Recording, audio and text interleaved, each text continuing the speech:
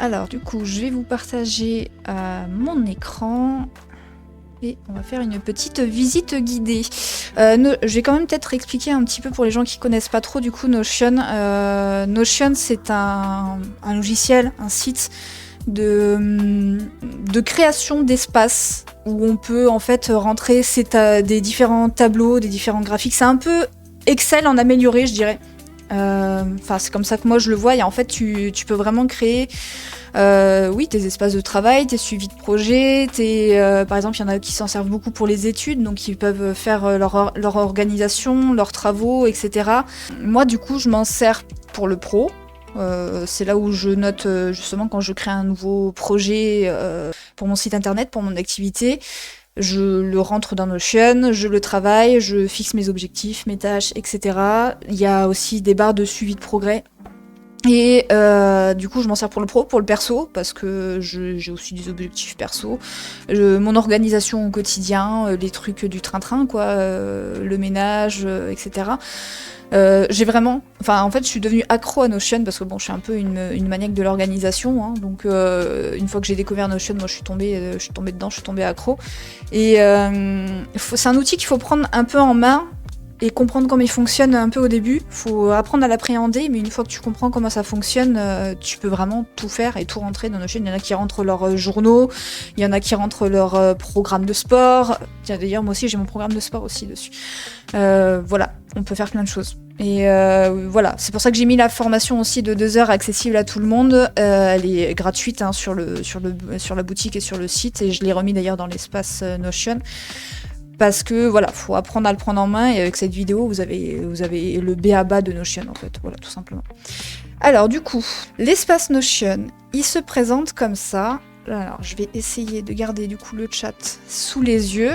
Ça, c'est votre tableau de bord. C'est ce à quoi vous avez accès quand vous prenez le pack complet sur le site. Donc ça, c'est la boutique Notion. Vous avez des templates gratuits. Je vous ferai la visite guidée du site plus tard, mais en fait, je vais vous montrer, à la fin, vous avez un pack complet qui réunit tout. Et c'est en fait dans ce pack que vous avez accès au tableau de bord. Sinon, après, quand vous prenez les espaces à la carte, il y aura différents espaces que je vais vous montrer après. Donc le tableau de bord, c'est vraiment fait pour avoir l'essentiel sous les yeux, à portée de main.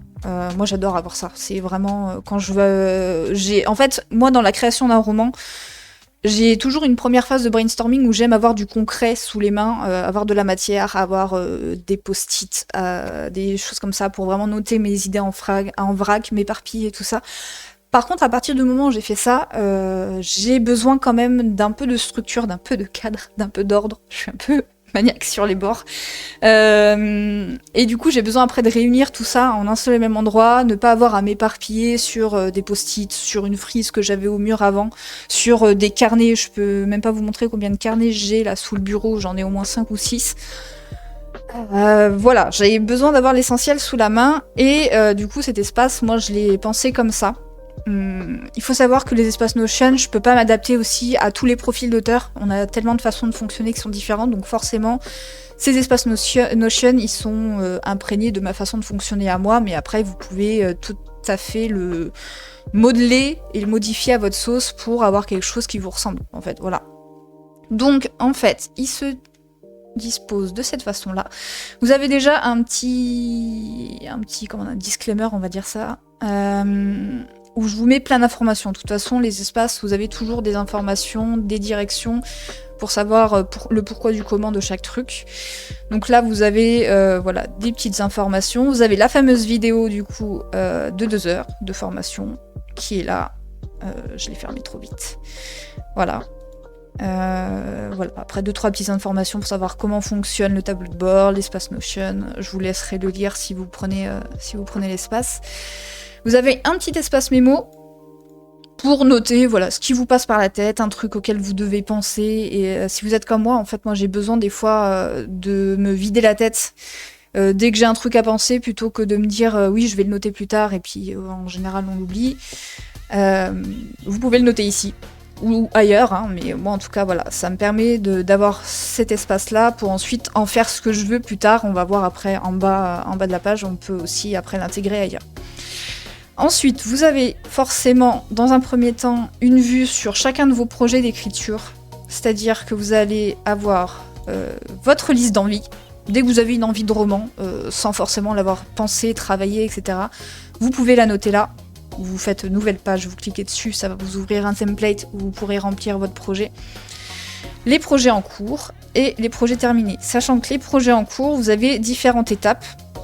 Ça c'est un exemple, les 3 petits cochons, c'est un nom bidon que j'ai pris pour que vous ayez un exemple et que vous pouvez suivre ou modifier. Et en fait, voilà, dans le stade, vous avez toutes les étapes d'un projet de roman, donc pas commencé, en phase de brainstorming. Et là, quand c'est en cours, vous avez premier jet, relecture, écriture, bêta-lecture, etc. Et du coup, ça s'affiche directement ici, comme ça vous savez où vous en êtes dans chacun de vos projets et ça permet d'avoir un œil rapide justement sur chacun d'entre eux. Et pareil, en fait, vous pouvez rajouter un nouveau projet et quand c'est terminé, quand on voit ici planifier, soumission, terminé. Si c'est terminé, c'est peut-être que c'est publié, donc bravo. Et du coup, vous allez les retrouver ici. Vous avez un petit bouton aussi pour le créer directement là. Et voilà, ça vous permet d'avoir chacun de vos projets sous les yeux parce que des fois on peut être perdu dans tous nos projets. Moi je suis du genre à fonctionner avec un projet à la fois. Mais là sur le mien je viens de terminer le premier jet, donc je laisse reposer en fait quelques semaines avant de passer en phase de relecture et écriture et tout ça, et je me dis que je peux en profiter pour faire un roulement et commencer un nouveau projet. Donc je vais pouvoir bientôt mettre un nouveau projet ici. Ensuite, vous avez une partie to-do list. Pour la maniaque d'organisation que je suis, c'était essentiel. Après, voilà, libre à vous de voir si c'est quelque chose qui vous parle ou pas. Mais ici, vous allez pouvoir du coup intégrer toutes les tâches que vous avez besoin de faire pour vos projets de roman. Là, pareil, j'ai mis des exemples qui sont reliés du coup au projet Les 3 petits cochons, un projet fictif. Mais après, vous allez pouvoir du coup voir chacune de vos tâches. Là, c'est la liste de toutes les tâches.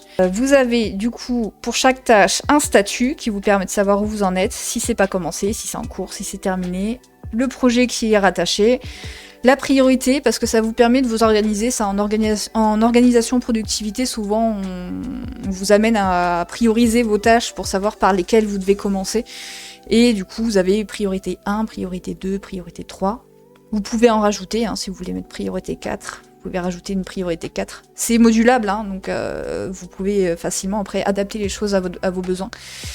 Les dates, si vous avez besoin de vous les fixer sur un créneau ou sur une date précise, là à chaque fois j'ai mis des créneaux, mais vous pouvez facilement mettre une date en particulier si vous voulez vous planifier une tâche tel jour.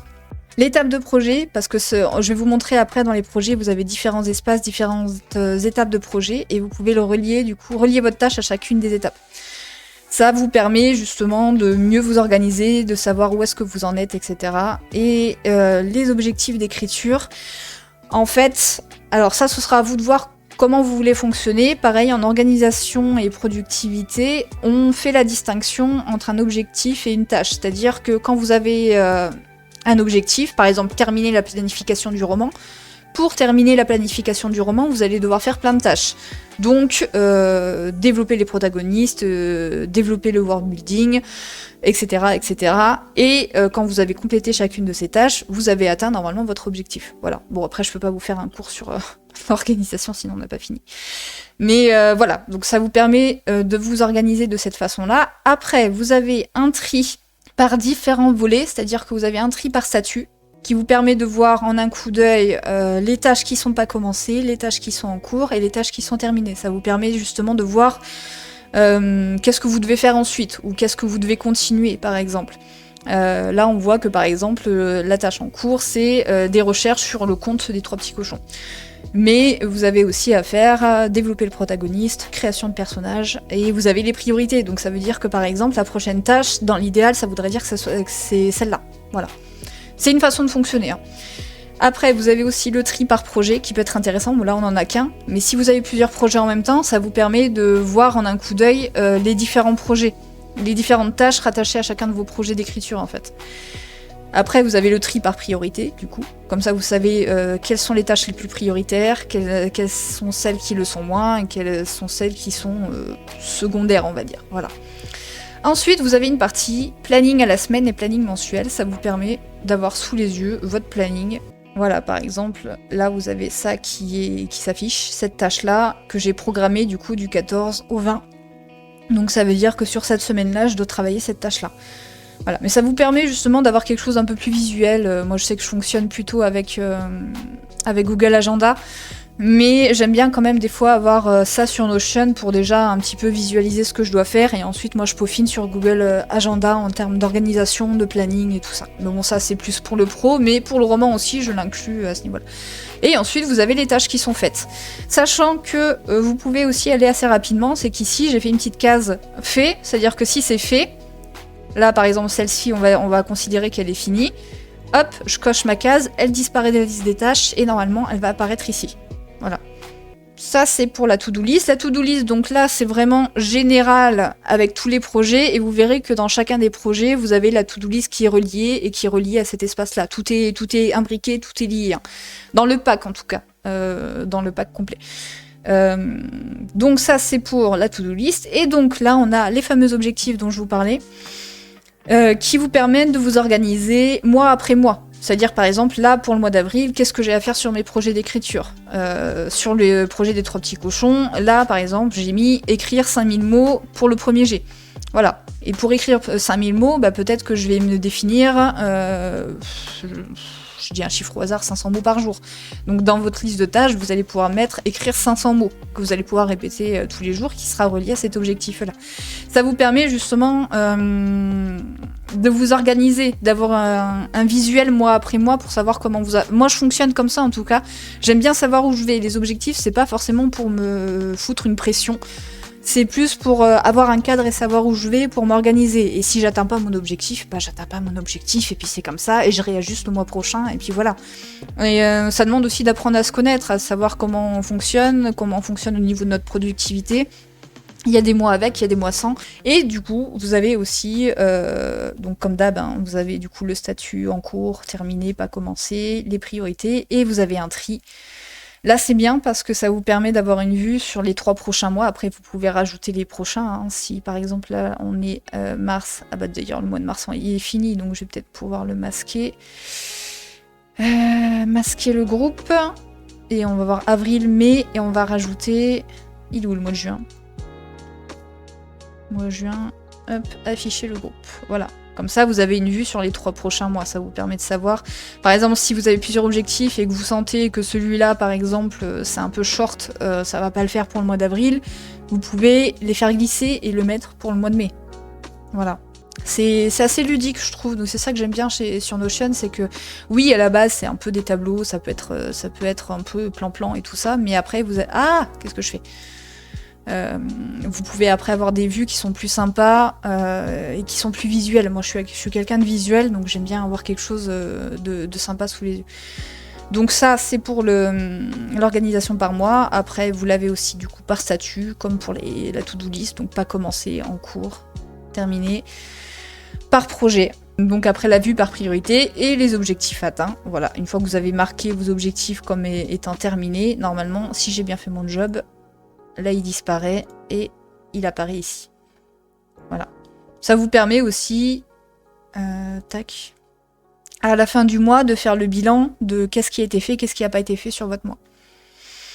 Donc, du coup, ça, c'est pour la to-do list et les objectifs. Et en dessous, on a une session, un espace session d'écriture qui est disponible sur la boutique, d'ailleurs, en produit gratuit. Alors, pas sur le tableau de bord, mais juste en outil à part, en template à part. C'est du coup là que vous allez pouvoir rentrer chacune de vos sessions d'écriture, jour après jour, ou à chaque fois que vous commencez une nouvelle session d'écriture, vous pouvez la rentrer ici. Et moi qui aime bien les chiffres, ça me permet de savoir où est-ce que j'en suis par semaine et par mois. C'est-à-dire que là, vous rentrez votre séance. Moi, je rentre la date ici. Après, vous pouvez mettre ce que vous voulez. Si on crée une nouvelle page, voilà, vous pouvez écrire chapitre 1, par exemple. Vous pouvez le relier du coup au projet concerné. Là, ah oui, du coup, il y a le chapitre. C'est pour ça que moi ici j'ai mis la date. Mais bon, après, pareil, hein, si vous avez une partie qui vous gêne et que vous voulez pas utiliser, vous faites un clic droit là sur la colonne et vous pouvez le masquer en fait. Et vous gardez ce que vous avez envie de garder. Voilà, donc là, on va remettre chapitre 1. Hop. Et du coup, vous allez pouvoir, si vous avez envie, vous fixer un objectif de mots. Donc si vous rentrez 1000 mots à écrire là sur ma séance d'écriture, à la fin de votre séance, vous allez pouvoir noter combien de mots vous avez écrit. Donc si on a écrit que 900 mots sur les 1000, vous allez avoir du coup la barre qui se remplit toute seule. Voilà, si vous avez écrit 1500 mots, vous allez voir que vous allez exploser votre barre. 15 000 mots en une journée, peut-être pas. Voilà, 150%. Et surtout en bas, en fait, vous avez le total de chacune de vos séances d'écriture. Donc ça, c'est toutes les séances, mais après, vous allez l'avoir par semaine et par mois, ce qui vous permet de savoir, en fait, sur le mois en cours, combien de mots vous avez écrit, ou par semaine, combien de mots vous avez écrit. Et ici, ça, c'est pour aller plus loin, pour les accrochiffres. Ça, c'est une suggestion de bêta lecteur. Ce que j'y avais pas pensé, c'est que vous pouvez rentrer, du coup, le début de votre séance, donc avec la date et l'heure. Tac, si on fait aujourd'hui, vous faites inclure l'heure. Et on va faire aujourd'hui midi. Hop. Et on va dire qu'on a fini à 14h. Hop. Hop, si ça veut bien, s'il te plaît.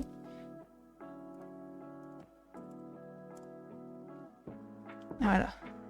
Bon alors du coup, début de séance, fin de séance, ça vous fait le total en nombre d'heures, ça vous permet de savoir combien de mots vous avez écrit en 2 heures par exemple. Et d'ailleurs, les gens, si vous prenez un espace qui soit gratuit ou payant, le moindre souci que vous avez, vous m'envoyez un message, vous m'envoyez un mail, moi je fais en sorte, je fais office de SAV, hein, donc si vous avez besoin de quelque chose, s'il y a un truc qui bloque, n'hésitez pas justement à me faire des retours pour que moi je change, pour éviter qu'il y ait d'autres problèmes, enfin qu'il y ait le même problème pour les autres à l'avenir, quoi.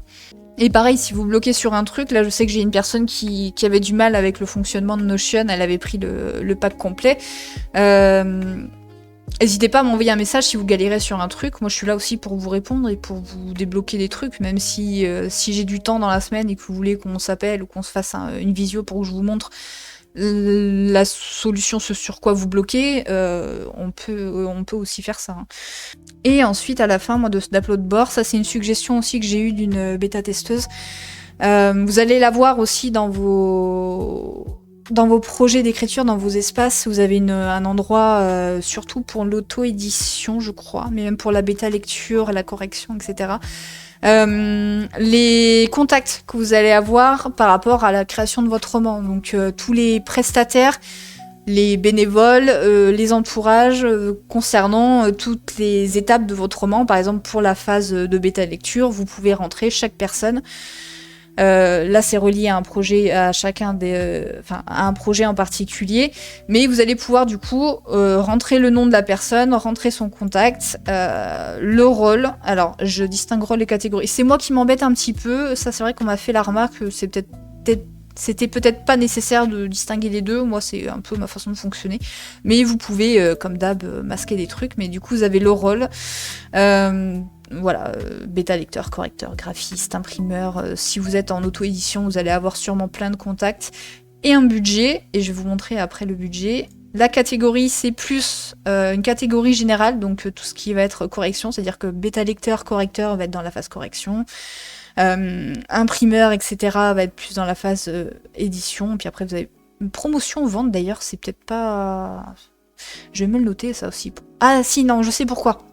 Parce que vente, c'est plus vraiment la commercialisation et la promotion, c'est plus la promotion, la communication sur les réseaux sociaux, etc. Faudrait peut-être que je fasse une distinction entre les deux parce que c'est peut-être pas super clair. Le profil, c'est plus pour vous noter s'il s'agit d'un professionnel, si c'est quelqu'un de votre entourage ou si c'est un bénévole. Parce que le fonctionnement et les attentes seront peut-être pas les mêmes aussi. Et ensuite, vous allez avoir du coup le tarif. Si c'est un prestataire, vous allez pouvoir rentrer le montant de la prestation. Et du coup, en bas, vous avez la somme, ce qui, pour un projet, vous permet de voir en fait combien ça va vous coûter au total, quoi. Quel budget il vous faut pour l'édition de votre livre.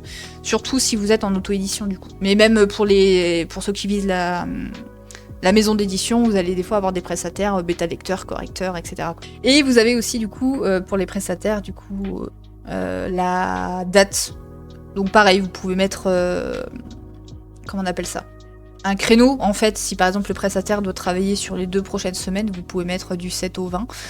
ou une date précise, la date de restitution, c'est à vous de voir. Et comme d'habitude, du coup, c'est trié par projet, par statut.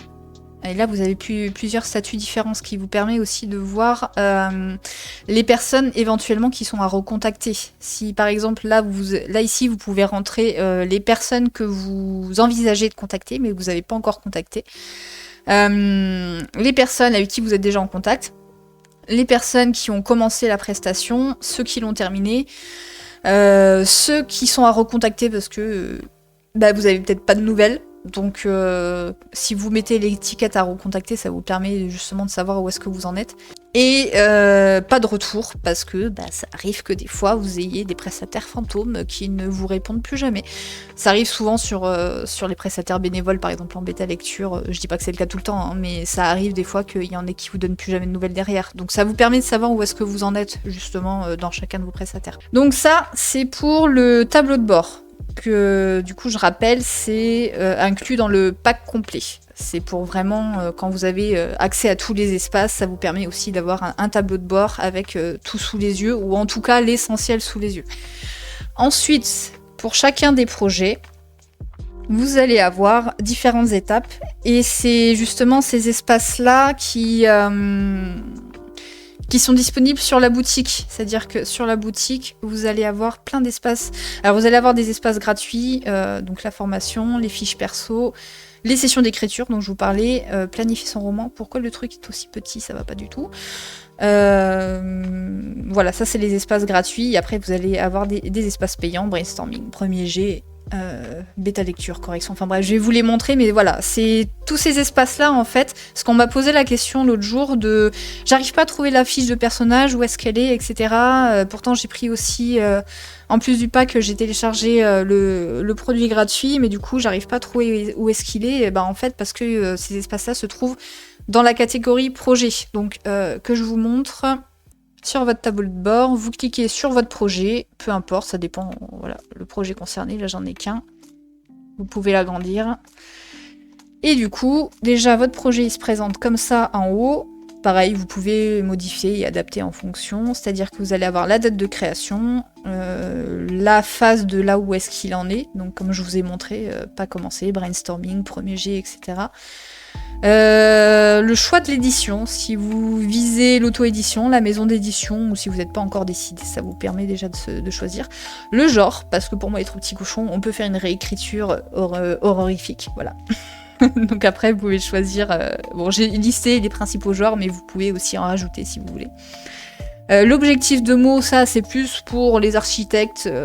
Moi, je suis pas du genre forcément à me planifier un nombre de mots, mais il y en a qui aiment bien savoir... Enfin, quand ils planifient leur roman... Ils ont déjà un objectif en tête de mon roman va faire à peu près 100 000 mots. Quoi.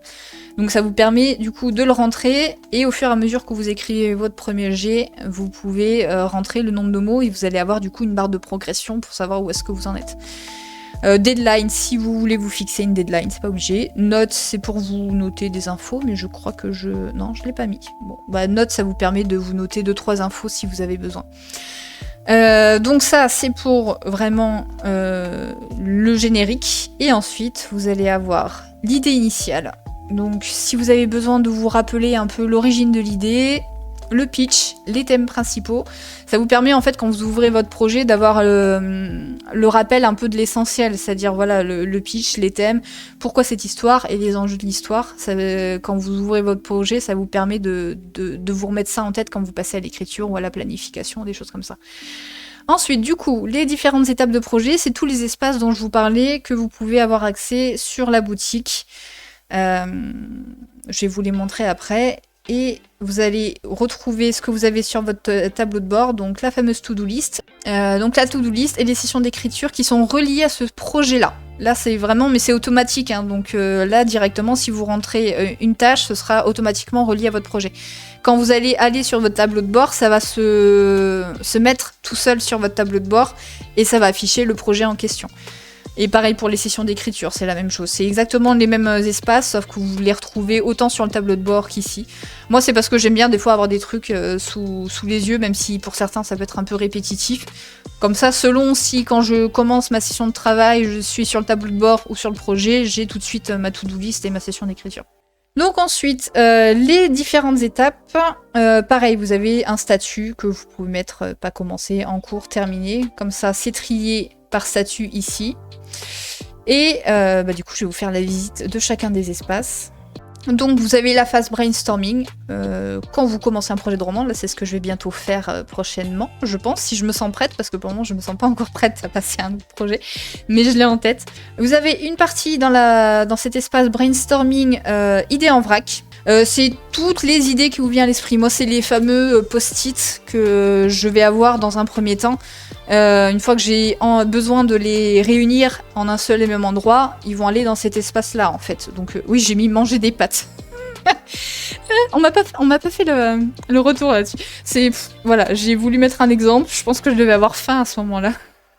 J'ai mis manger des pâtes. Voilà. Bref, donc vous pouvez noter votre idée. Si vous voulez, à chaque fois, dans ce genre de tableau, vous pouvez toujours ouvrir votre truc. Et là, vous allez avoir du coup le titre de l'idée. Et d'ailleurs, c'est pas titre de l'idée, c'est plus... Faudrait que je le modifie. C'est plus en fait développer votre idée. Là, si vous avez mangé des pâtes, qu'est-ce que vous entendez par manger des pâtes? Voilà. Si vous avez besoin de mettre des inspirations, parce que vous avez des inspirations par rapport à cette idée-là, si vous avez des liens, des choses comme ça, vous pouvez les mettre ici. Ensuite, vous allez pouvoir les trier par catégorie. Donc si votre idée concerne les thèmes de votre roman, l'intrigue ou les intrigues principales ou secondaires, le world building, les personnages, pareil, si vous voulez rajouter des catégories, vous pouvez. Et le statut, vous allez avoir du coup l'idée, enfin si ça reste en stade d'idée, si ça vous intéresse et que vous voulez l'utiliser, vous allez pouvoir le passer en à développer. Et une fois qu'en cours d'écriture, vous l'avez utilisé, vous allez pouvoir le mettre comme intégré au roman ou abandonné. Parce que une idée, des fois, quand vous faites le tri, il y a des idées que vous gardez, il y a des idées que vous gardez pas. Donc voilà, ça vous permet justement de savoir ce que vous gardez, ce que vous gardez pas. Du coup, pareil, c'est trié du coup par catégorie, ce qui vous permet d'avoir quelque chose de plus visuel. Comme je disais, je suis quelqu'un d'assez visuel, donc comme ça vous permet de savoir quelles sont les idées qui sont encore en stade d'idée, les idées qui sont à développer, les idées qui ont été intégrées et celles qui ont été abandonnées. Et ensuite, dans la partie brainstorming, il y a aussi plusieurs sous-étapes. Vous allez avoir la partie recherche et moodboard. Ici, vous allez pouvoir lister toutes vos recherches. Donc voilà, liste des créatures mythologiques, triées par type. Donc ça vous permet justement de catégoriser et de noter l'utilité pour l'histoire. Parce que des fois, vous allez vous noter un truc et vous n'allez pas savoir à quoi ça correspond. Et au moins, vous pouvez vous le noter. Et la source. La source, ça vous permet soit d'intégrer un lien d'une page vers un site internet, soit une image ou quelque chose comme ça. Ça vous permet d'avoir tout sous la main. Et donc après, vous avez la partie choix, un peu comme les idées en vrac, c'est-à-dire à réfléchir, je garde ou je jette. Et après, vous allez avoir du coup le tri par type et par choix. Et ensuite, vous avez la partie moodboard. Moi, je suis pas une adepte des moodboards. Je sais qu'il y en a beaucoup qui aiment, c'est pour ça que je l'ai fait. Donc, vous pouvez rentrer plein d'images que vous trouvez. Soit vous faites votre tableau ailleurs et il vous suffit de rajouter, que je fasse pas de bêtises, tac, image. Voilà. Soit vous faites votre tableau ailleurs et vous mettez votre tableau général ici. Soit vous rajoutez vos images au fur et à mesure et ça va vous créer votre moodboard en fait. Et ensuite vous avez la partie world building. La partie world building, c'est un truc qui a été assez complexe pour moi à mettre en place parce que en fait ça dépend du genre du roman, ça dépend de comment vous fonctionnez, de ce que vous avez besoin de construire pour votre roman. Donc j'ai fait quelque chose d'assez générique, mais il faut pas hésiter après à le bouger et à l'adapter à votre sauce. Vous verrez dans certains espaces aussi, j'ai mis des sources et des articles. Donc là, vous avez une partie sources et articles pour construire votre world building. Les petits raccourcis pour revenir en arrière. Du coup, vous avez les informations principales de votre monde. Donc le nom de l'univers, le genre, l'ambiance, le pitch. Les inspirations principales, si vous avez des inspirations pour ce monde-là. Les thèmes majeurs, si vous avez des thèmes. Voilà. Et ensuite, vous allez avoir, pareil, encore des sous-espaces. Les espaces pour réunir, du coup, les lieux, cartographie. Est-ce que ça va s'ouvrir? Je vais faire comme ça. Là, je vais vous montrer brièvement, mais vous pouvez mettre du coup une carte du monde, si vous en avez une, si vous en avez fait faire une, si vous en avez fait une, vous pouvez la mettre ici. Ou mettre des inspirations, hein, vous pouvez dupliquer et rajouter d'autres images si vous voulez en mettre d'autres. Et les différents lieux, vous pouvez lister chacun de vos lieux par type, voilà, si c'est une région, ville, village, un royaume, la description, le climat, si vous avez un climat, les conflits en jeu, s'ils sont en guerre, s'ils sont en paix, si, voilà, qu'est-ce que c'est, pourquoi, comment. Ouais, voilà, pareil, pour chaque ville, après, vous avez la carte du lieu si vous en avez un moodboard avec vos inspirations. Après, vous avez les peuples et créatures, si vous avez des peuples ou des créatures en particulier, vous pouvez les lister ici. J'ai distingué du coup les peuples, donc les différentes populations, civilisations si vous en avez. Qu'est-ce que c'est? Si c'est un royaume, si c'est un peuple, une tribu, une société. Leur rôle dans l'histoire, leur système politique, leurs valeurs. Donc j'ai fait simple. Après, vous pouvez toujours rajouter des choses si vous avez besoin de rajouter des choses selon ce que vous voulez créer. Et vous avez une partie du coup faune, flore, créature, parce que des fois on a des espèces animales, des créatures, des monstres, des choses comme ça. Donc voilà, vous pouvez mettre le nom de l'espèce, le type si c'est une entité, esprit de la nature, une plante, créature magique, le lieu si c'est rattaché à un lieu en particulier, son pouvoir, son rôle, description. Comme d'habitude, vous pouvez rajouter des colonnes si vous avez besoin. Système magique. C'est vraiment en fait la partie world building, c'est celle qui m'a pris le plus de temps. Système magique, vous avez juste une partie du coup magie pouvoir que vous pouvez du coup relier à un peuple s'il y a besoin. Si c'est relié à un élément, parce qu'il y a aussi des fois la magie des éléments, je fonctionne un petit peu comme ça dans ma vision des choses, mais bon après ça c'est pareil, c'est propre à chacun. Qui l'utilise? Si vous avez des personnages propre à votre roman qui l'utilise, vous pouvez le noter. Le niveau de magie par rapport à la personne qui l'utilise, les limites, les coûts, le fonctionnement, les objets utilisés. Alors c'est pareil, en fait un système de magie c'est tellement propre à un univers que c'est compliqué de faire quelque chose qui correspond à tous les systèmes de magie. Donc après c'est à vous de le modifier et de l'adapter. Si vous avez besoin de revenir sur les peuples, vous avez aussi des petits boutons, retour au world building, etc. L'histoire mythologie, parce que des fois dans un world building, il y a toute une partie historique aussi, que vous allez pouvoir réunir ici. Donc ça, c'était complexe à faire, donc c'est peut-être un espace que je pourrais améliorer, donc si jamais c'est quelque chose qui vous convient pas, faut pas hésiter aussi à me faire des retours dessus. Parce que bon, moi je suis pas full world building, je suis sur des choses relativement simples. Donc c'est pas toujours évident pour moi, c'est pas un truc que je maîtrise à fond, le world building. Donc là vous allez avoir une partie l'histoire du monde par ordre chronologique. Donc qu'est-ce qui est arrivé en premier? J'ai voulu faire une frise chronologique mais j'ai galéré à la faire, ça aurait été plus sympa. Parce qu'on peut en faire aussi plus ou moins sur Notion, mais j'ai un petit peu galéré, je maîtrise pas ce côté-là. Donc j'ai voulu faire comme ça vous permet de l'avoir vos événements par ordre chronologique. Vous rentrez votre événement et ensuite vous notez dans quel ordre il arrive. Donc là vous avez ça en premier, ça en deuxième. Je vous montre avec mon doigt, c'est vachement pratique sur l'écran, vous voyez rien. Du coup, l'événement en question, quel type d'événement c'est? Si c'est un truc magique, royauté, un événement météorologique, paix, révolte, guerre. Combien de temps ça a duré? Et la date période, c'est si c'est des choses qui se sont passées avant votre histoire.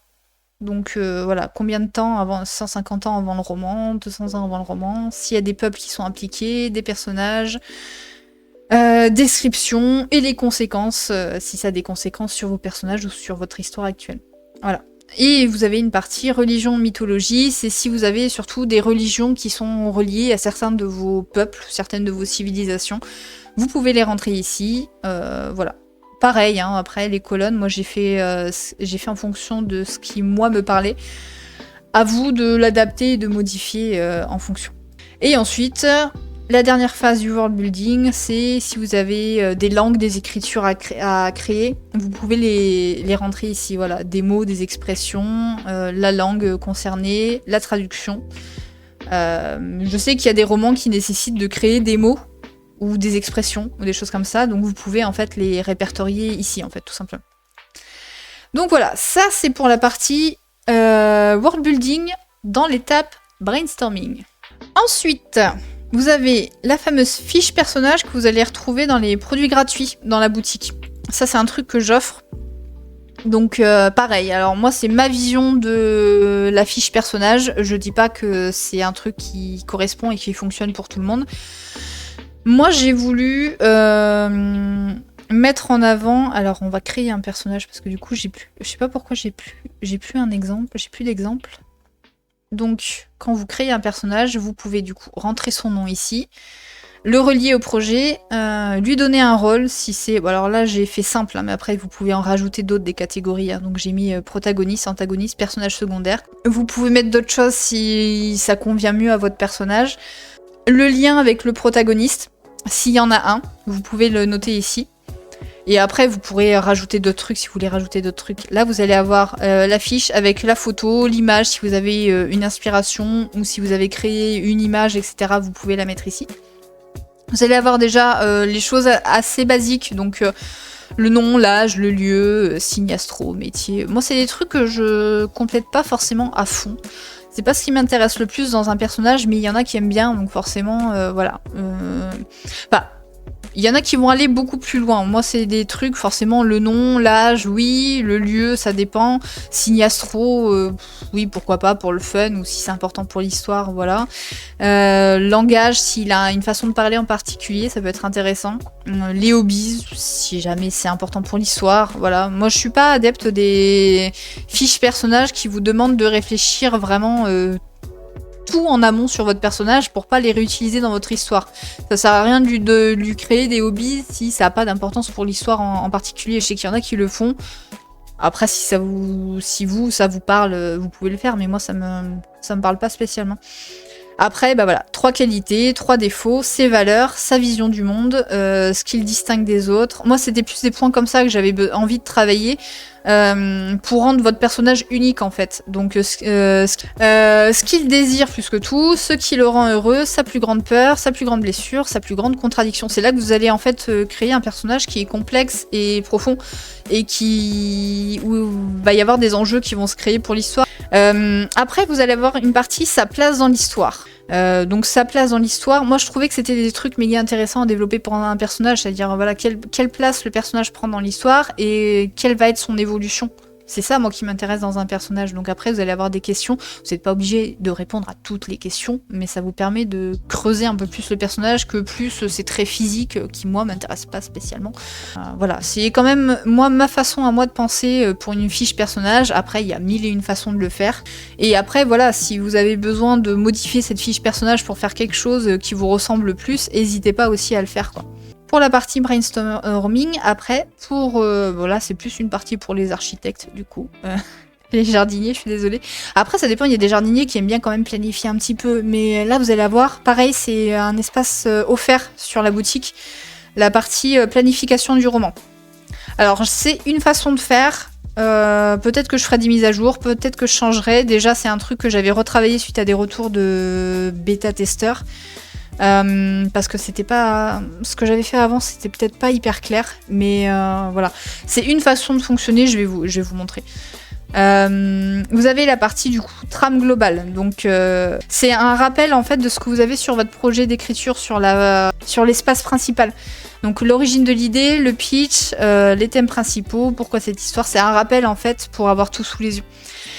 Je vous ai mis ici dans mon menu déroulant, parce que j'aime bien les menus déroulants, un article que je trouvais bien qui propose différentes façons de structurer une intrigue, parce que il y a des structures assez classiques qu'on connaît tous plus ou moins, mais il y en a d'autres, et celui-là en fait cet article il proposait plein d'autres choix aussi qui étaient intéressants, donc je vous l'ai mis là, comme ça vous permet aussi de réfléchir à comment vous voulez structurer vos romans si vous avez besoin. Et donc la partie planification, elle va se présenter comme ça. C'est-à-dire que vous allez avoir votre chapitre, le titre du chapitre si vous avez un titre, la partie, si vous découpez votre roman en plusieurs parties, ça vous permet de savoir à quelle partie correspond ce chapitre, même si normalement par ordre chronologique, mais au moins une fois que vous allez avoir toutes vos parties au fur et à mesure ici, vous allez avoir la découpe de votre roman partie par partie. Donc là, vous avez le titre du chapitre et l'objectif. Parce que pour moi, un chapitre doit avoir un but bien précis. Donc voilà, où est-ce que votre chapitre vous emmène? Par exemple, le chapitre 1, bah, ça peut être une mise en situation, quoi, en fait, tout simplement. La situation initiale. Mais après, voilà, le chapitre 2, bah, ça peut être l'élément déclencheur. Voilà. Les personnages qui sont concernés. Si vous avez créé vos personnages avant, vous allez avoir la liste de vos personnages qui s'affiche ici. Mais après, vous pouvez tout à fait créer ce personnage et ajouter une nouvelle page. Voilà. Qui s'ajoutera tout seul dans votre espace fiche personnage.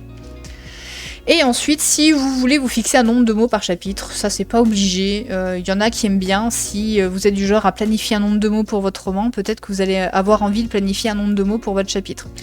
Donc vous pouvez le mettre ici. Ensuite, vous allez du coup avoir les chapitres par partie, donc ça sert à rien. Tac. Comme ça, vous allez avoir la partie 1, la partie 2, la partie 3, etc. Et ça vous permet de voir en fait chacun de vos chapitres résumés par partie. Du coup, après, vous avez la partie premier jet. Quand vous passez au premier jet de votre roman, vous pouvez vous rendre ici. À chaque fois, vous avez un petit espace raccourci pour revenir sur la phase brainstorming, vos fiches personnages, la planification du roman. Ici, vous allez pouvoir mettre, parce que moi, par exemple, je n'écris pas mon premier jet directement sur Notion. J'aime bien remettre mes chapitres dans Notion, mais ça c'est moi et ma façon de fonctionner. Mais du coup, vous avez directement un bouton que vous pouvez relier à votre Google Doc, par exemple. Moi, je travaille sur Google Doc. Donc, il vous suffit de le paramétrer, hein, parce que le bouton, là, vous avez un petit truc qui affiche une erreur. Il vous suffit de venir ici et de rentrer l'URL de votre Google Doc. Comme ça, vous pouvez y avoir accès directement. Après, voilà, vous cliquez sur terminer et normalement, votre bouton, il sera bien paramétré. Ce qui fait que vous allez avoir un raccourci directement vers votre manuscrit. Vous retrouvez votre espace session d'écriture qui sera tout de suite remis sur le tableau de bord. Donc ça, j'ai pas besoin de vous le présenter. Et ici, vous allez avoir votre suivi de premier jet, chapitre par chapitre. Donc oui, premier jet, dès que vous écrivez un chapitre, vous pouvez venir le rentrer ici. Il y a des gens que ça intéressera pas, moi j'aime bien, parce que du coup après j'ai le suivi, je vais vous montrer. Si vous faites votre chapitre 1, tac, le titre, titre blabla, voilà. La partie de votre roman par rapport à la planification qu'on a fait juste avant. Donc si vous voulez mettre une partie, c'est là, objectif du chapitre, les personnages concernés et surtout le nombre de mots, voilà. Si votre chapitre il fait 1500 mots, en fait vous allez avoir en fait le nombre de mots par chapitre et du coup le nombre de mots total de votre premier jet. Et moi ce qui m'intéresse c'est que quand vous ouvrez votre chapitre, vous allez avoir une partie synopsis et vous l'avez dans la... Pareil, vous avez la même chose dans la partie planification du roman. Donc ça vous permet déjà d'avoir votre chapitre. Voilà, qu'est-ce que vous voulez mettre dans votre chapitre? Si vous êtes du genre à faire un synopsis avant ou un résumé, vous pouvez le mettre ici. Et ensuite, votre chapitre écrit, vous pouvez le mettre là. Moi, j'aime bien fonctionner comme ça. Il y a des gens que ça n'intéressera pas. Hein. Donc, moi, en général, quand j'écris mon premier jet, je l'écris sur mon Google Doc. Et une fois que j'ai fini ma session d'écriture, je viens copier-coller mon chapitre ici. Donc ça, c'est pour le premier jet. Et en fait, au fur et à mesure que vous allez écrire vos chapitres, vous allez avoir votre premier jet sous les yeux sur un tableau. Ensuite, vous avez une partie relecture et écriture. Une fois que vous avez fini votre premier jet, en général, vous allez passer par une phase de relecture et de réécriture de votre roman. Parce que en fait, après c'est ma façon à moi d'envisager la relecture, c'est qu'en fait je relis mon manuscrit et je ne corrige rien pour le moment. Je ne fais que prendre des notes pendant ma relecture. C'est-à-dire que je vais relire et dès qu'il y a un truc qui va pas, je vais me noter ça va pas, ça va pas, ça va pas, ça va pas. Et ensuite, je vais vous montrer, d'ailleurs c'est comme ça que j'ai pensé cet espace.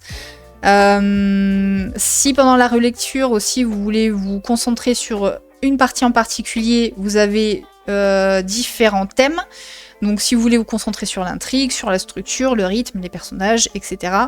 Voilà, vous pouvez faire plusieurs phases de relecture pour les plus courageux, ça dépend de comment vous fonctionnez. Vous pouvez faire une phase de relecture pour juste vous concentrer sur l'intrigue.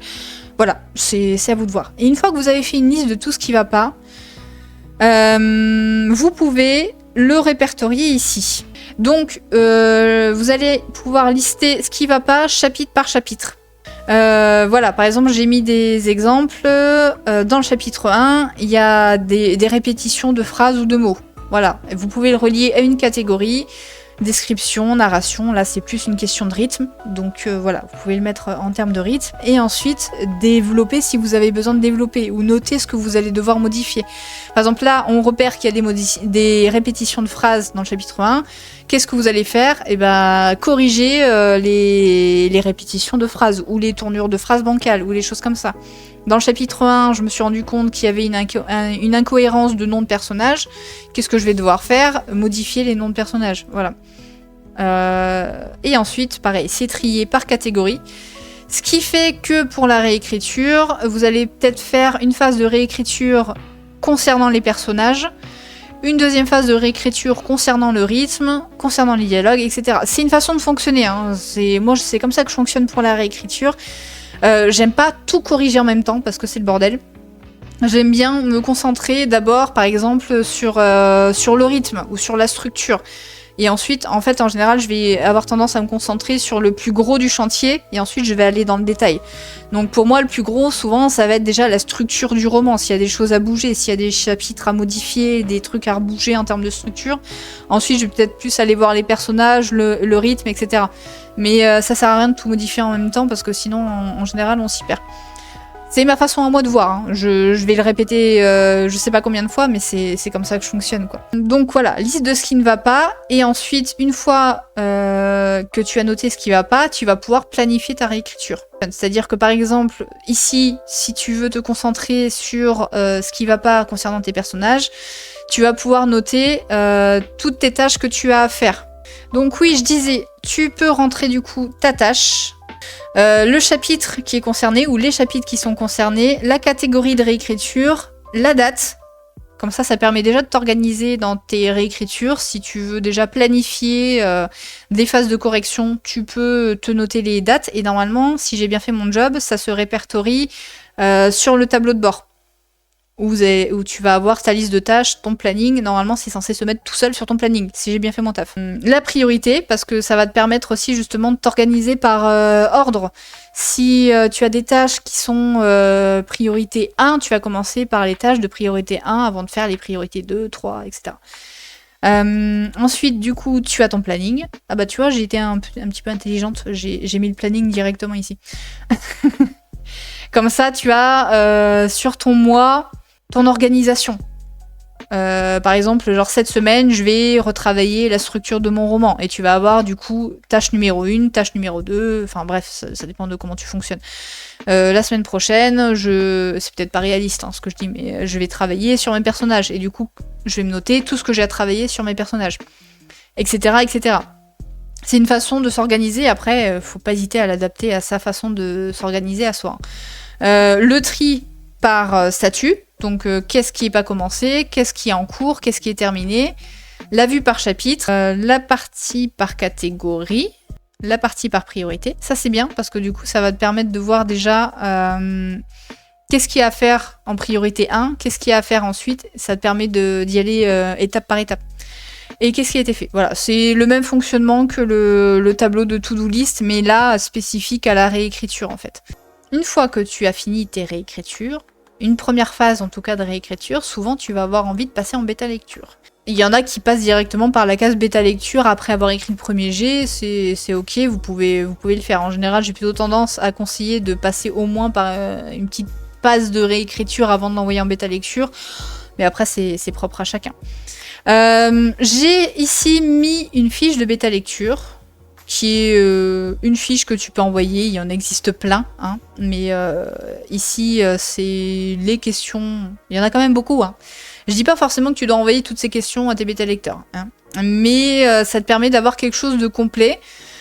que tu peux envoyer à tes bêta lecteurs. C'est assez complet, mais voilà, c'est un modèle de fiche de bêta lecture. Au moins, j'en ai un qui est proposé et intégré directement à cet espace. Ensuite, du coup, tu vas pouvoir réunir ici tous tes bêta lecteurs. C'est les fameux collaborateurs que tu as sur ton tableau de bord, mais ici ça va être juste tes bêta lecteurs qui vont être réunis ici et ça va se mettre automatiquement sur le tableau de bord. Donc pareil, tu peux mettre son nom, son contact, le profil, donc c'est si c'est quelqu'un de ton entourage, un professionnel ou un bénévole. Le statut, si vous êtes en contact, si le travail a été commencé, si c'est terminé, est-ce que tu vas avoir besoin de le recontacter ou est-ce que tu n'as jamais eu de retour? Ça permet de faire le tri et de savoir où tu en es avec chaque personne. Les dates, si vous êtes fixé des dates de travail, des deadlines, vous pouvez vous les mettre ici. Le tarif, si c'est un professionnel, ça te permet de savoir voilà, combien ça va te coûter. Et le fichier retour, ça permet de te... Parce qu'en général, un bêta lecteur va... Enfin, ça dépend des bêta lecteurs. Il y en a qui vont t'envoyer un compte rendu de bêta lecture avec justement les réponses aux questions qui peuvent être joints dans la fiche de bêta lecture. Et du coup, bah, tu peux mettre le fichier ici. Ou le lien. Voilà. Tu vas pouvoir trier chacun de tes bêta lecteurs ensuite par statut. Donc ça te permet, si en général, j'aime bien conseiller quand même de prendre plusieurs bêta lecteurs sur un projet. Donc ça te permet de savoir où est-ce qu'en est chaque personne. Et voilà, est-ce qu'il y a des personnes à recontacter ou est-ce qu'il y a des personnes qui disparaissent dans la nature aussi. Ça te permet de savoir où est-ce que tu en es. Et ensuite, tu vas pouvoir, un petit peu comme la liste de ce qui va pas dans la partie relecture, correction, enfin relecture, réécriture, tu vas pouvoir noter en fait tout ce qui va pas. Enfin, toutes les remarques, en tout cas, qu'on te fait. Enfin, en général, c'est plus les remarques négatives, entre guillemets, les choses qu'il y a à retravailler. Donc, qui t'a fait la remarque? Quelle est la remarque en question? Est-ce que ça concerne un ou plusieurs chapitres en question? Qu'est-ce qu'il y a à faire, qu'est-ce qu'il y a à corriger, qu'est-ce qu'on t'a dit, et ensuite la décision, parce que toute remarque n'est pas forcément bonne à prendre. C'est à toi de décider si tu gardes pas, ou si tu y réfléchis, quoi. Ça te permet de savoir où tu en es, et du coup après voilà, t'as un tri par catégorie et par bêta lecteur. Et ensuite tu peux repasser par une phase de to-do list en fonction des retours qu'on t'a fait, reprogrammer, c'est la même chose que pour la réécriture, là c'est le même fonctionnement.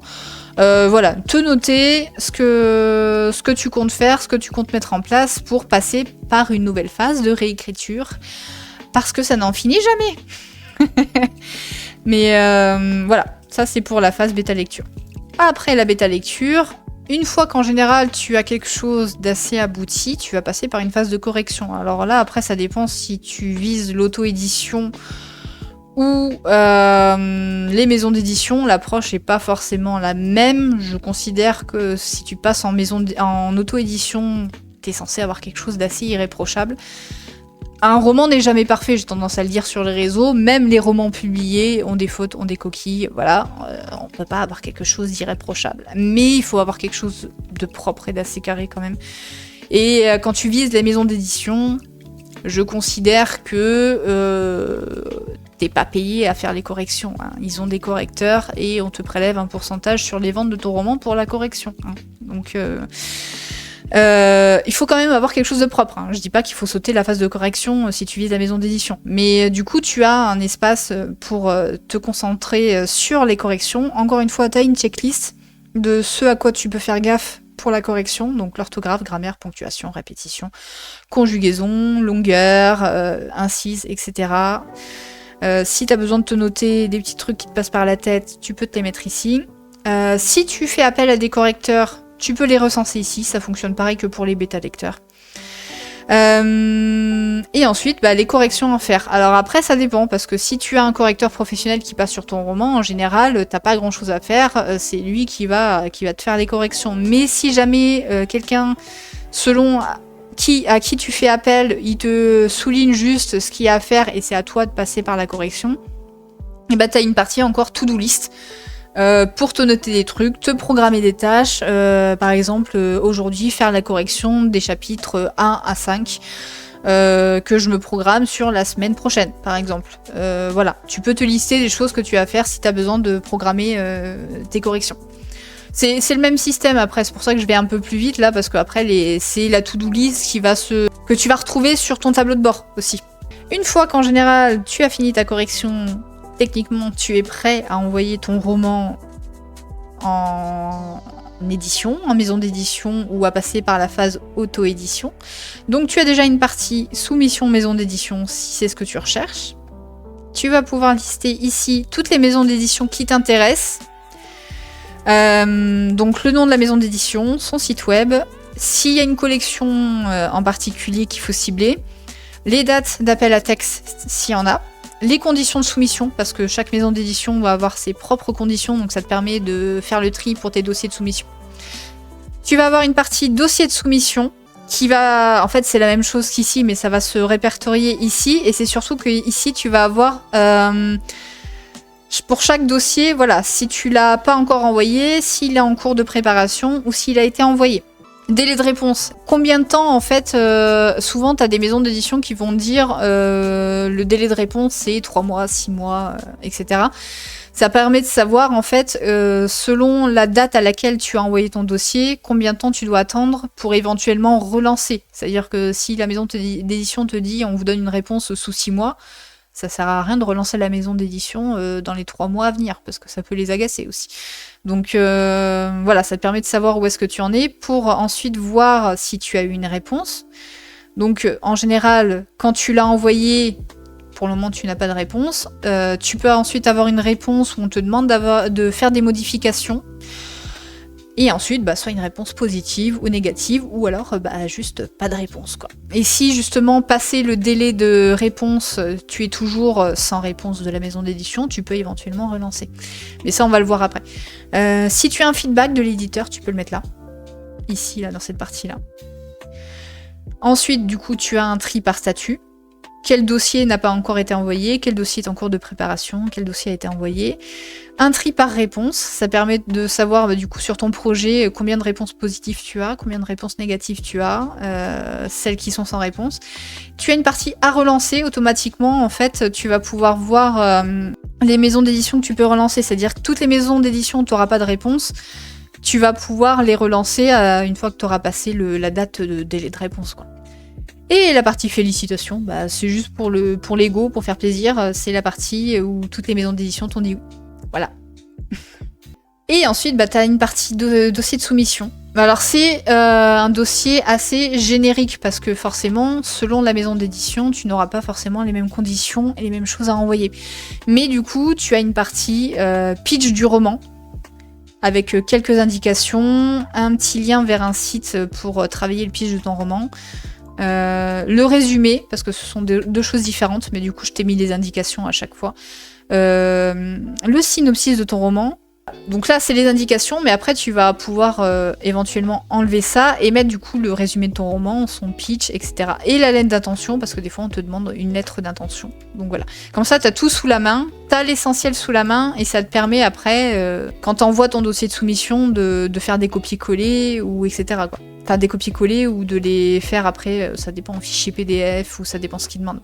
Et si tu vises l'auto-édition, tu as un espace rien que pour toi. Alors, je ne vise pas l'auto-édition, donc c'est un domaine que je maîtrise un peu moins, donc c'est peut-être un espace qu'il faudra améliorer. Je me suis basée un petit peu sur ce que je sais de l'auto-édition. Donc, ici, tu as un rappel de ton roman. Voilà, le genre, les thèmes abordés, public cible, les tropes, les trigger warnings. Et ensuite, tu as une checklist de la publication. Ça te permet de voir ce que tu as à faire. Donc pareil, vu que je maîtrise pas trop le sujet, c'est peut-être à améliorer. Mais en général, va falloir finaliser les corrections de ton roman. Ensuite, travailler la mise en page. Je t'ai mis des liens à chaque fois vers des sites qui peuvent être intéressants pour ça. Donc la mise en page pour la partie e-book, broché, relié, etc. Hop, comme ça en plus tu as des cases à cocher, c'est sympa, j'aime bien. La création de la couverture, le choix de la plateforme de vente, rédaction et optimisation de la description Amazon et le choix du dépôt légal ISBN, etc. Toujours avec des liens. Si tu prévois une date de lancement, tu peux déjà te la noter ici. Voilà. Et ensuite tu as, comme pour les maisons d'édition, mais c'est bien de l'avoir, parce que selon les sites où tu vas vendre ton roman, selon les plateformes que tu utilises, tu vas peut-être avoir besoin de mettre le pitch de ton roman, son résumé. Alors le synopsis, peut-être pas. C'est peut-être pas... Ça dépend. Peut-être. Je l'ai mis, mais ça dépend de... Parce que les synopsis, en général, c'est plus pour les maisons d'édition. Voilà. Pour jeter un œil et avoir un œil rapide sur le roman et sa structure. Donc c'est peut-être pas adapté aux auto-éditions, mais je l'ai mis quand même au cas où. Donc après, vous pouvez tout à fait le supprimer si vous en avez pas besoin. Ensuite, il y a un rappel des partenaires que vous allez retrouver comme d'hab sur le tableau de bord. Mais là, du coup, c'est les partenaires sur ce projet-là en question. Là, du coup, j'ai mis tous les rôles. Hein. Donc, vous allez avoir les bêta-lecteurs, distributeurs, libraires, influenceurs, imprimeurs, voilà, graphistes. Le nom, le contact, la catégorie, c'est comme sur le tableau de bord, donc plus la catégorie correction, édition, promotion, vente. Le statut, pour savoir où est-ce que vous en êtes. Les dates de travail, enfin les dates de collaboration, en fait, avec les personnes. Le tarif, qui va vous permettre de voir en fait à la fin, une fois que vous allez lister toutes les personnes, le budget sur ce projet de roman, parce que l'auto-édition c'est un sacré budget quand même. Les fichiers de retour s'il y a besoin, et du coup le tri par statut, par catégorie, comme d'habitude. Ici, vous allez avoir le planning éditorial, donc c'est plus centré sur la promotion de votre roman sur les réseaux sociaux ou les newsletters. C'est relié au tableau de bord, comme d'habitude. Donc, les tâches, enfin la publication, donc lancement du roman. Si vous prévoyez un jour pour le lancement, ça va être la publication sur Instagram. Voilà, là vous allez avoir du coup mail, réseaux sociaux, promo ou partenaires. Donc si tu prévois de faire un post Instagram par exemple sur le lancement de ton roman le 7 avril, voilà, tu vas pouvoir te le mettre là et du coup il va apparaître ici. Et une fois que c'est fait, tu peux le cocher et il va disparaître. Voilà. Ça permet justement de pouvoir s'organiser un peu plus précisément sur le lancement de votre roman surtout. Je sais que quand on auto-publie son roman, en général, il vaut mieux penser en amont son lancement pour pouvoir l'organiser et le planifier, alors notamment sur les réseaux sociaux, mais aussi sur les newsletters si vous en avez. Donc vous allez avoir une version planning à la semaine et une version planning mensuelle. Ça, c'est pour le planning. Et bien sûr, je vous le souhaite, vous allez faire des ventes sur votre roman. Et vu que vous n'êtes pas sous maison d'édition, c'est à vous d'avoir un suivi sur vos ventes. Donc ici, vous allez pouvoir rentrer tous les mois chaque vente. Vous avez une catégorie annuelle, mais ensuite j'ai mis chaque mois de l'année.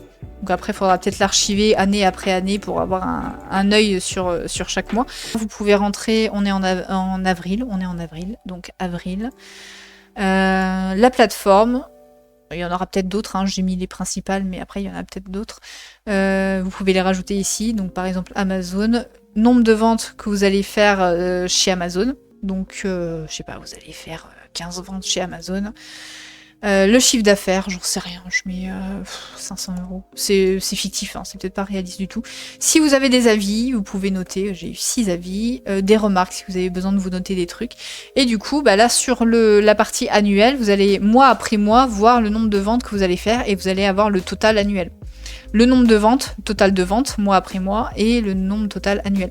Et du coup, après, vous avez un visuel. Si vous rentrez bien le mois ici, ça va se mettre directement là. Donc si je vais en avril, normalement, voilà, j'ai ma vente au mois d'avril. Donc ces espaces-là, vous allez les retrouver sur la boutique Notion à la carte. Vous allez avoir sur la boutique, en fait... donc la présentation, etc. Les templates gratuits, donc la formation dont je vous ai parlé au début de ce live, les fiches personnages, les suivis de sessions d'écriture et la planification du roman. Donc ça c'est pour les templates gratuits. Ça vous permet en fait déjà de vous familiariser un petit peu avec l'outil si vous connaissez pas, sans forcément vous engager financièrement. J'ai voulu quand même mettre des trucs accessibles pour tout le monde et faire aussi, vous allez voir après, différents prix. Et ensuite, du coup, les parties payantes. Donc, ce que je vous ai montré, vous allez avoir l'espace brainstorming qui est là, le premier jet. Ça, c'est vraiment chaque espace à la carte. S'il y a que la partie brainstorming qui vous intéresse, vous pouvez télécharger la partie brainstorming. La partie premier jet, si vous voulez, relecture et écriture. Voilà, correction, bêta lecture, etc., maison d'édition. Et après, si vous voulez vraiment le tableau de bord, tous les espaces réunis, etc., vous allez avoir le pack complet.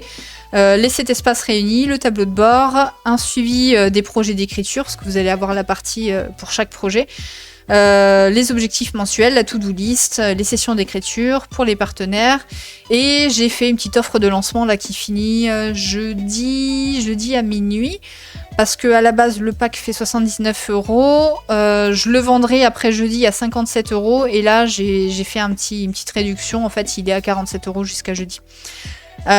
Sachant que je fais office de service après-vente, je rappelle, si vous avez le moindre souci, le moindre retour, la moindre question, je suis là pour vous répondre. J'ai déjà fait une fois une visio avec une fille parce que elle galérait sur un truc, on s'est fait une visio pour lui montrer comment débloquer. Moi, il n'y a pas de souci. Alors, en fonction de mes disponibilités, je suis peut-être pas disponible à la seconde, mais je fais en sorte de rester disponible parce que je considère que si vous avez acheté un produit, il est normal que je sois derrière pour vous répondre s'il y a un problème. Sur ce pack, si vous le téléchargez, vous allez avoir accès aussi à un guide que j'ai créé pour organiser, planifier votre réécriture. C'est un guide que j'ai créé, que j'ai lancé le mois dernier. Il est à 17 € normalement, mais là, si vous téléchargez le pack, il est compris dedans, c'est cadeau. Même après la promotion, c'est-à-dire que même après jeudi, vous avez accès au guide de la réécriture, voilà. Puis après vous allez avoir une partie à vie, mais voilà, bref. C'était tout pour les espaces Notion, mais je reste dispo, principalement par Instagram, si vous avez des questions par rapport à la boutique, s'il y a des choses que vous comprenez pas encore sur Notion, n'hésitez pas. Je suis relativement disponible sur Insta, dans la mesure du raisonnable, mais je reste dispo. Bah écoutez, sur ce, je vais vous souhaiter une bonne fin de journée, une bonne semaine, et je vous dis à bientôt. Salut!